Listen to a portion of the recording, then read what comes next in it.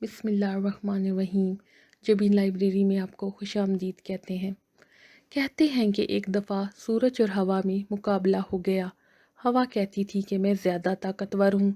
जब मैं तेज़ चलती हूँ तो आंधी और तूफ़ान बन जाती हूँ और बड़े बड़े दरख्त गिरा देती हूँ। सूरज ने इसे समझाया कि ऐसा नहीं है कि जो तेज़ नज़र आता हो वही ताकतवर हो।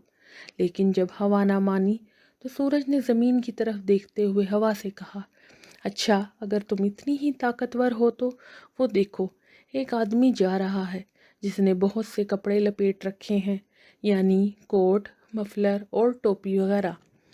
ज़रा इसके कुछ कपड़े तो उतरवा दो। हवा ने कहा, यह भला कौन सा मुश्किल काम है। फिर हवा तेज़ चली। आदमी ने देखा हवा तेज़ है तो इसने अपने कपड़े संभाल लिए। फिर हवा और तेज़ चली और आंधी बन गई। लेकिन आदमी ने भी अपने कपड़े और मजबूती से पकड़ लिए। फिर हवा और तेज़ चली और तूफान बन गई। लेकिन आदमी ने अपने तमाम कपड़े और मजबूती से पकड़ लिए और उन्हें उतरने ना दिया। बिलाखिर हवा हार गई और सूरज से कहने लगी, अब तुम कोशिश करके इसके कपड़े उतरवा कर दिखाओ। सूरज मुस्कुराया और इसने अपनी गर्मी थोड़ी सी बढ़ा दी। आदमी ने जब देखा कि गर्मी हो गई है तो इसने पहले अपना कोट उतार कर कंधे पर डाल लिया।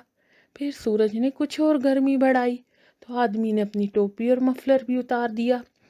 इस तरह सूरज ने अपनी नरमी से हवा की तेज़ी को शिकस्त दे दी।